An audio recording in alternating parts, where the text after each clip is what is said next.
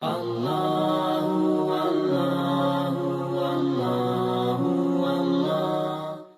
Silakan. Brother, tadi ada satu poin yang sangat menarik ya. Brother Lim katakan bahawa mereka itu meletakkan budaya mendahului agama Islam itu sendiri. Saya rasa poin itu sangat catchy lah.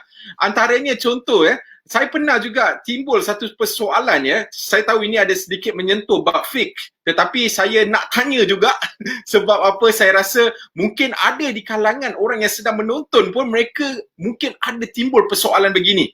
Antaranya ialah, saya kasih beberapa contoh ya Brother Lim. Okey, kalau kita lihat, contohnya kalau di Saudi, contohnya kebanyakan wanita mereka memakai niqab. Okey, kebanyakannya. Tetapi kalau kita pergi ke Turki pula, perempuannya mungkin cover tak full. Ada nampak rambut depan sikit. Atau dan sebab selain daripada itu, kita ada juga seperti di Afghanistan, mereka memakai burqa. Dan kita tahu kalau dekat Malaysia dan kebanyakan di seluruh dunia hanyalah menutup bahagian rambut saja. Jadi sebagai seorang non-Muslim, dia nampak ini semua macam ada kepelbagaian dalam Islam. Jadi macam manalah kita yang terlibat dalam kerja-kerja dakwah ni, terutamanya banyak menjawab soalan kepada non-Muslim, bagaimana kita nak terangkan kepada mereka bahawa itu ada, bagaimana kita nak memberitahu kepada mereka bahawa apa yang anda nampak tu adalah budaya. Jadi Brother Lim minta sedikit penjelasan sedikit mengenai bab ini. Okey, terima kasih Brother Fadli. Okey, yang pertama kita kena lihat dulu, bila kita nak terangkan kepada non-Muslim, kita jangan bincang tentang sama ada hijab berpakaian ini, berpakaian itu dan sebagainya, macam mana mereka tutup dan sebagainya. Yang paling penting kita kena bagi tahu dia apa maqasidnya, apa tujuan perintah ini daripada Allah, perintah ini daripada Nabi kepada wanita-wanita dalam Islam. What is the objective? Okey, kita kena bagi tahu dulu. Okey, so kalau dia faham tujuannya, maka hujah dia berbeza dah. Mudah untuk mereka terima. Okey, so kalau kita lihat contoh, kalau kita baca ayat Quran, surah An-Nur, surah ke-24, ayat 30 untuk lelaki lah, 31 untuk perempuan. So kalau kita bincang hari ini, ayat 31. Okey, yang bermaksud Allah suruh kita untuk wanita lah. Rendahkanlah pandangan kamu, jagalah penghormatan kamu.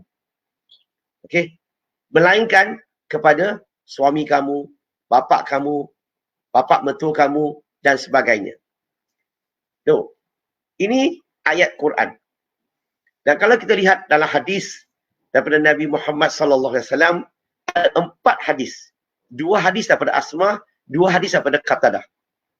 Dan kita ingat lagi, pernah sekali Asma dan bapa dia lah pergi ke rumah Nabi Muhammad SAW. Okey, apa berlaku di situ adalah Nabi bila lihat Asma masuk ke rumah, apa dia buat? Perkara pertama, Nabi berpaling dulu. Dan Nabi berpaling, Nabi cakap apa? Nabi cakap dengan Asma, kamu sudah dewasa, sudah akhir balik, kamu sudah dewasa, maka tiada apa-apa yang boleh dilihat melainkan muka dan tapak tangan. Ini dikafahami secara umum ulama di dunia, secara umum setuju. Sebab hadis ini ada 4. Walaupun ada setengah-setengah fuqaha dianggap dia sebagai hadis ahad, tetapi dia hadis sahih yang penting, tapi dia ada 4. So, tutup basic untuk orang Islam, asas untuk wanita, tutup semua melainkan muka dan tapak tangan. This is a basic. So, ini adalah tuntutan. Selainnya, dia nak pakai lebih, dia nak tutup muka lebih, dia nak tutup semua tu, itu lebih kepada budaya. Itu bukan tuntutan dalam Islam. Okey, itu bukan tuntutan. Walaupun ada segelintir ulama rasa pakai nikab tu adalah wajib. Itu is minority. It's minority. Kalau kita lihat umbrella atau kita lihat rumah Islam, okey, yang ada 4 mazhab yang utama. Mazhab Syafi'i, mazhab Hanafi, mazhab Maliki, mazhab Hambali. Majoriti keempat-empat mazhab ini, majoriti ulama mereka setuju minimum tutup semua melainkan muka dan tapak tangan. So there is itu adalah syarat untuk wanita tutup aurat. Yang pakai lebih itu adalah budaya. Saya bagi contoh. Bagi lelaki dalam Islam, Dia punya minimum apa? Pusat hingga lutut aja.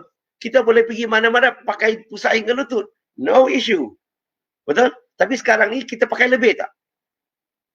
You nak pakai lebih, it's up to you lah. Tapi you dah pakai tak minimum? Dah tutup aurat tak? Dah tutup. Dan budaya di tanah Arab, ada beberapa budaya, kita tak faham sebab kita tak duduk di situ. Kita tak faham keadaan di situ. Kita tak faham cuaca di situ. Kita tak faham bila angin kuat sana, okey, di padang pasir atau di padang-padang naik tempat tu, habuk dia macam mana? So ramai di kalangan mereka, mereka akan tutup lebih daripada itu sebab ini beberapa sebab untuk bernafas. Pertama, kedua kadang-kadang untuk melihat supaya ada di kalangan mereka tutup keseluruhannya.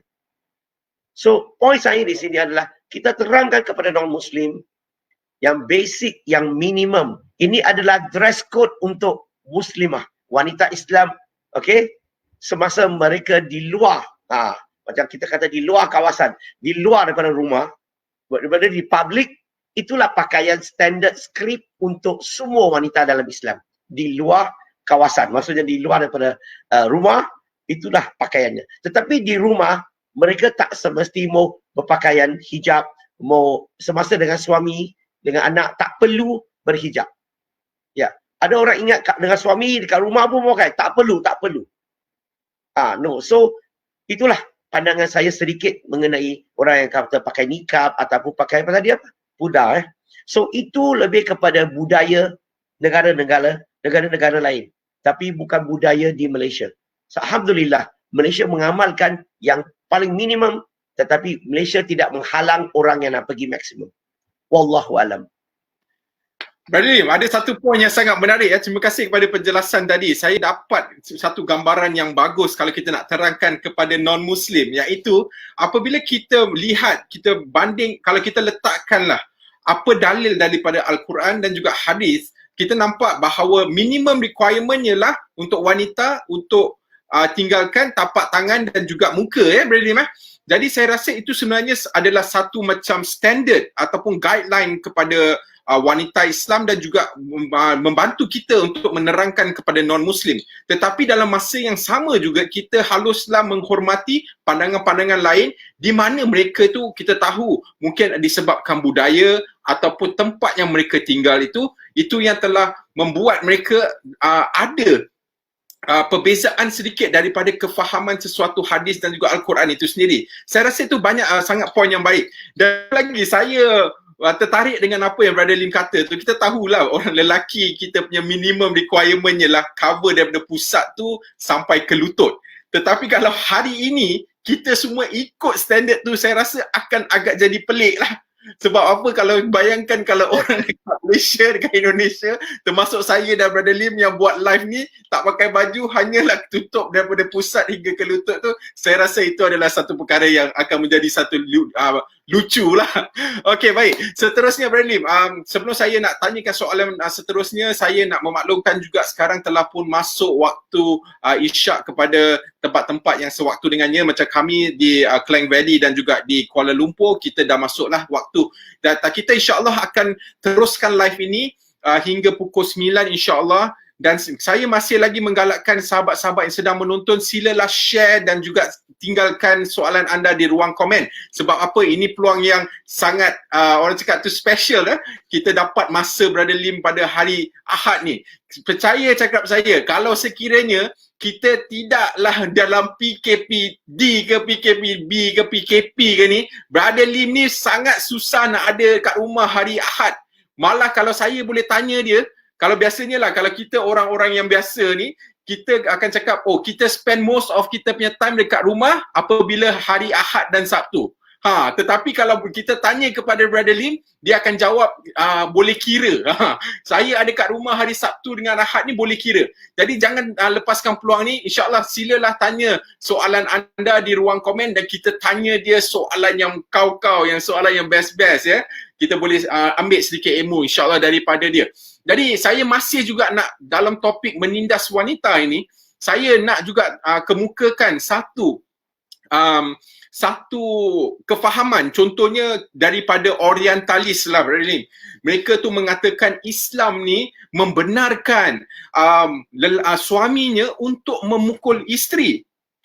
Sebab apa? Ada dalil menurut mereka itu dalam Al-Quran, yang kita juga maklum ada ayat Al-Quran yang mengatakan sedemikian. Jadi bila seorang lihat apabila lelaki Islam telah pun memukul isteri dia, kadang-kadang keluar dekat surat khabar dan sebagainya, sampai isteri dia cedera padahal.